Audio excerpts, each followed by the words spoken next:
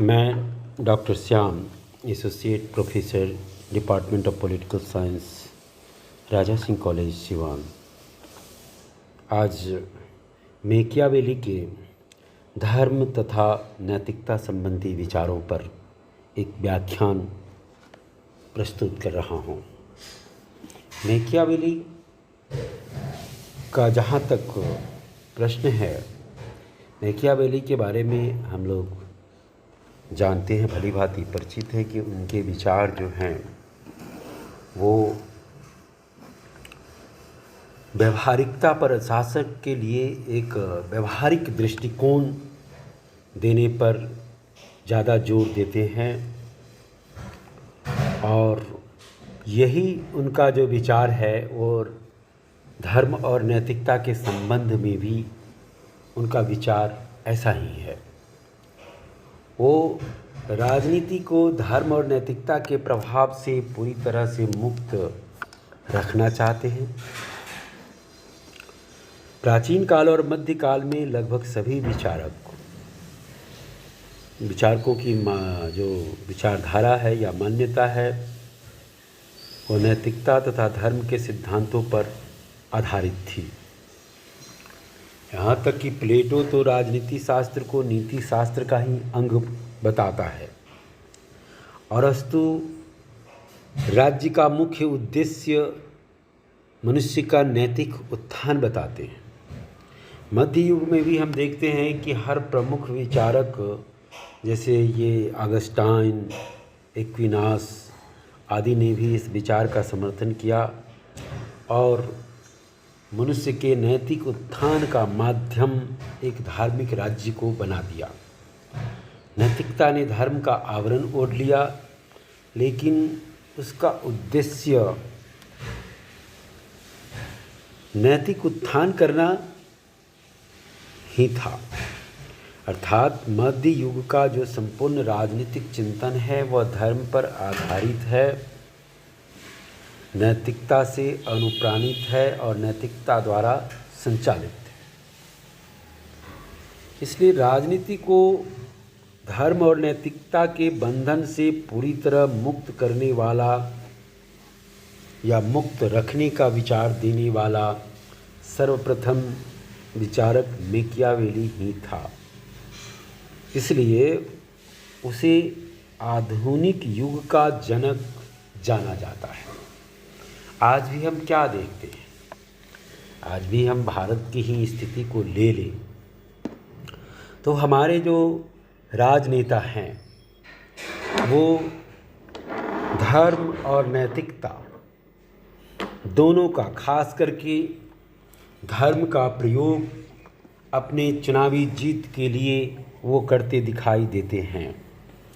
और इसके लिए वो कभी मंदिर में जाते हैं, पूजा करते हैं, तो कभी इफ्तार पार्टी का आयोजन कराते हैं और इस तरह से कुछ मुसलमानों को खुश रखने का, कुछ हिंदुओं को खुश रखने का प्रयत्न भारत के नेताओं द्वारा बराबर किया जाता है। और भारत के विकास में ये सबसे बड़ी बाधा है। भारत की राजनीति जो है इन्हीं सांप्रदायिकता के या इन्हीं जातीय और सांप्रदायिक उलझनों में उलझ पुलझ करके रह जाता है। आज की स्थिति में भी हम चीन की तुलना करें तो चीन में नेताओं को यह बताना पड़ता है कि वह किसी धर्म में, किसी संप्रदाय में विश्वास नहीं करता है। वहाँ किसी भी व्यक्ति के लिए या किसी भी समूह के लिए अपने धार्मिक आयोजनों का सार्वजनिक प्रदर्शन करने की अनुमति नहीं है। जबकि भारत में इस तरह की समस्या हम दिन रात देखते हैं कि इन धार्मिक जुलूस पर उस समुदाय के द्वारा पत्थरबाजी किया गया और उस धार्मिक जुलूस पर उस समुदाय के द्वारा पत्थरबाजी किया गया और यह एक भयंकर, कभी कभी झगड़े का रूप ले लेता है और इसमें प्रशासन को अपनी काफ़ी ऊर्जा व्यय करनी पड़ती है।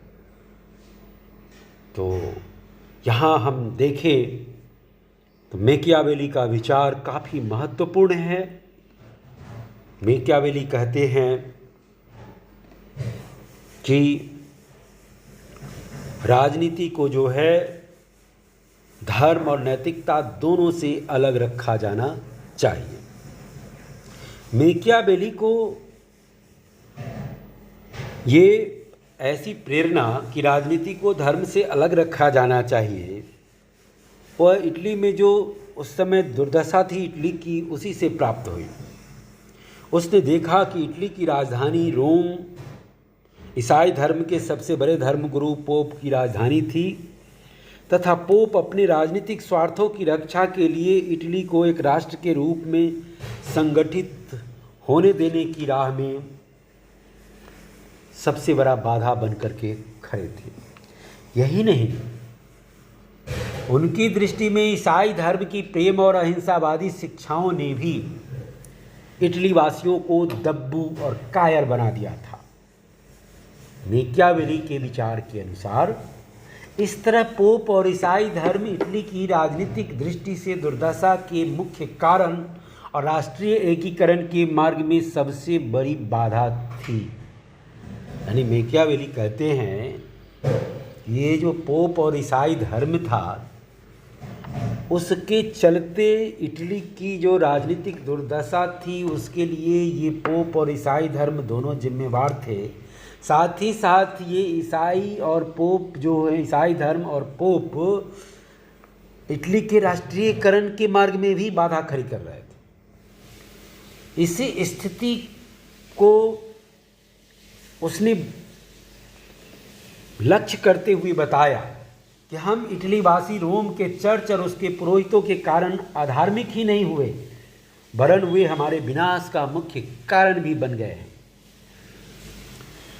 इस अनुभव ने भी मैकियावेली को इटली के राष्ट्रीय एकीकरण के हित में इस बात के लिए प्रेरित किया कि राज्य की राजनीति को धर्म और नैतिकता के बंधन से पूर्णतः मुक्त कर दिया जाए। और पूर्णतः मुक्त करने का सिद्धांत उसने प्रतिपादित किया अपने चिंतन के माध्यम से। मैकियावेली के चिंतन का मुख्य लक्ष्य था मध्य युग की तरह व्यक्ति का धर्म के माध्यम से नैतिक उत्थान करना नहीं, बल्कि राज्य का राजनीतिक आधार पर सुदृढ़ीकरण और संरक्षण करना था। वो धर्म के माध्यम से व्यक्ति के नैतिक उत्थान को महत्वपूर्ण नहीं बता रहे थे। उनके लिए महत्वपूर्ण था राज्य को राजनीतिक आधार पर सुदृढ़ बनाना और उसे सुरक्षित बनाना। उसने ये सिद्धांत प्रतिपादित करते हुए कहा कि राजा को राज्य की सुरक्षा की चिंता करनी चाहिए और इसके लिए अपनाए गए साधन सदैव सम्माननीय समझे जाएंगे और उनकी सामान्य रूप से प्रशंसा ही की जाएगी। यानी राजा राज्य की सुरक्षा के लिए जो भी कुछ करेगा वह सब सही है। इसी विचार को आगे बढ़ाते हुए वह कहता है कि राज्य की सुरक्षा और हित साधन के मार्ग में नैतिक विचारों को अवरोध नहीं बनने देना चाहिए, यानी नैतिकता को आड़े नहीं आने देना चाहिए। राज्य को नैतिकता का ख्याल रखे बगैर, नैतिक अनैतिक इन सब बातों का ख्याल रखे बगैर वे सभी साधनों का निसंकोच रूप से प्रयोग करना चाहिए जो राज्य के लक्ष्य की प्राप्ति के लिए जरूरी है। मैकियावेली कहते हैं कि यद्यपि राजा के लिए अपने वचन का पालन करना और नैतिक आचरण करना प्रशंसनीय है, लेकिन हमारा अनुभव ये कहता है कि केवल उसी राजा ने महत्वपूर्ण कार्य किया है जिसने अपने जिसने ये धर्म और नैतिकता के चक्कर में पड़े बिना चालाकी से दूसरों को अपने पीछे छोड़ दिया है तथा अंत में सफल सिद्ध हुआ है। इसलिए बुद्धिमान शासक के लिए न ये जरूरी है कि वह अपने वचन का पालन करे और न ऐसा करना भी चाहिए यदि उसके हित में ये नहीं है वचन का पालन करना। आज के नेताओं में भी हम क्या देखते हैं, आज के नेता भी उसी ढर्रे पर चलते हैं कि वो क्या कह रहे हैं जनता से इस बात का ख्याल नहीं रखते हैं। वो चुनाव के समय कुछ कहते हैं, चुनाव जैसे ही बीत जाता है वह जनता की बातों को छोड़ देते हैं और उनके लिए, उनके हित साधन के लिए जो उनको ज़रूरी होता है वही काम करते रहते हैं। मैकियावेली के अनुसार सच्चा शासक वो है जो शेर की तरह बलवान और लोमड़ी की तरह चालाक हो। उसे पाप पुण्य धर्म अधर्म लोक परलोक अच्छा बुरा इन सब बातों के चक्कर में नहीं पड़ना चाहिए। उसके लिए ये सब वस्तुएं महत्वपूर्ण नहीं हैं। उसके लिए सबसे ज़रूरी चीज़ है राज्य की सुरक्षा। उसके अनुसार साध्य या लक्ष्य की प्राप्ति के लिए साधनों के नैतिकता के चक्कर में पड़ना मूर्खता है। वह कहता है कि राज्य किसी नैतिकता को नहीं जानता, वह जो कुछ करता है वही नैतिक है और वही सही है। वो नैतिक अनैतिक के चक्कर में जाता ही नहीं। वह नैतिकता निरपेक्ष होने पर जोर देता है। मैकियावेली इसी विचार को आगे बढ़ाते हुए कहता है कि शासक के लिए किसी कार्य की कसौटी उसके द्वारा किए गए कार्य से निकलने वाला परिणाम है। यदि उसका परिणाम राज्य के लिए हितकारी है तो वह कार्य अच्छा है और यदि वह उसका परिणाम राज्य के लिए अहितकारी है तो वह बुरा है। इसलिए परिणाम ही एक कार्य की अच्छाई और बुराई का द्योतक है। इस तरह से मैकियावेली राजनीतिक लक्ष्य की प्राप्ति के लिए सभी प्रकार के साधनों को उचित ठहराता है तथा राज्य को आवश्यकता अनुसार नैतिक अनैतिक की चिंता किए बगैर उन्हें ये सब अपनाने की परामर्श देता है। लेकिन मैकियावेली इस दृष्टि से एक भेद करता है और वह भेद है व्यक्तिक और राजनैतिक नैतिकता के मध्य भेद। वो कहता है कि राज्य को संपूर्ण मानव संगठनों में एक श्रेष्ठतम संगठन मानता है। मैकियावेली के अनुसार राज्य जो है संपूर्ण मानव संगठनों में सबसे श्रेष्ठ संगठन है, क्योंकि इस राज्य संगठन का उद्देश्य मानव की रक्षा करना और मानव का कल्याण करना है। इसलिए वह उसे व्यक्ति के समकक्ष नहीं रखता है जो व्यक्ति के लिए, इसीलिए वह व्यक्तिगत नैतिकता और राजनीतिक नैतिकता के मध्य भेद करता है। राज्य की नैतिकता जो है वो व्यक्ति के नैतिकता के समकक्ष नहीं रखा जा सकता। उसकी नैतिकता व्यक्ति की नैतिकता नहीं हो सकती। राज्य और व्यक्ति का उद्देश्य अलग अलग है। इसलिए राज्य का शासक जो है अपने उद्देश्यों की भिन्नता के आधार पर उन साधनों का प्रयोग करने के लिए स्वतंत्र है जो व्यक्ति की नैतिकता के दृष्टि से उचित न हो।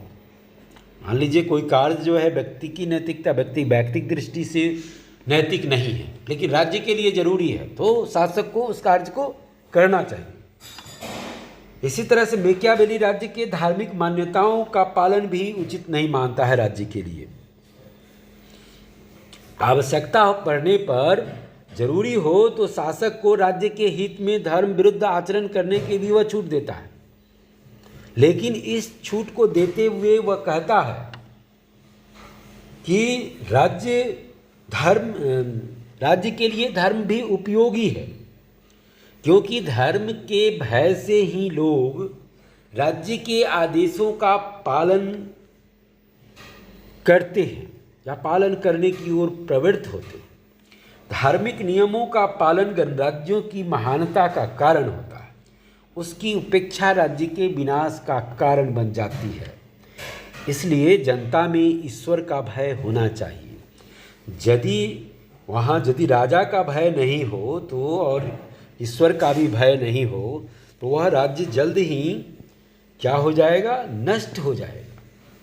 जो राजा और गणराज्य अपने को बनाए रखना चाहते हैं उन्हें धार्मिक मान्यताओं की पवित्रता को भी बनाए रखना चाहिए, उनके प्रति उचित श्रद्धा का भी व्यवहार करना चाहिए।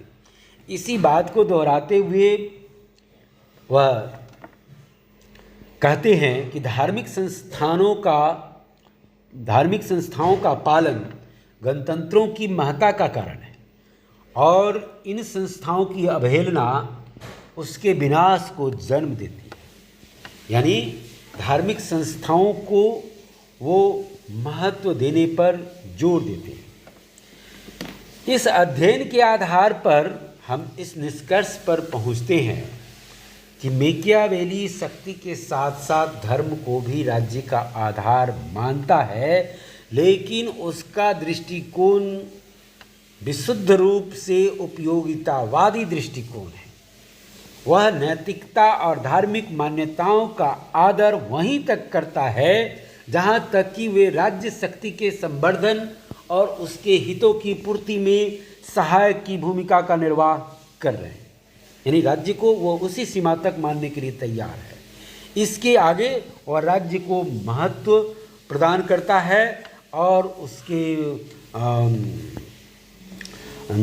धर्म और नैतिकता के पालन में वह विश्वास नहीं करता है। वह राज्य को महत्व प्रदान करता है और धर्म और नैतिकता का उपयोग वह राज्य को सुरक्षित रखने, राज्य को मजबूत और ताकतवर बनाने के उद्देश्य से ही करता है। इसलिए वह उसका जो विचार है विशुद्ध रूप से वो उपयोगितावादी दृष्टिकोण से उसने अपना विचार प्रस्तुत किया है।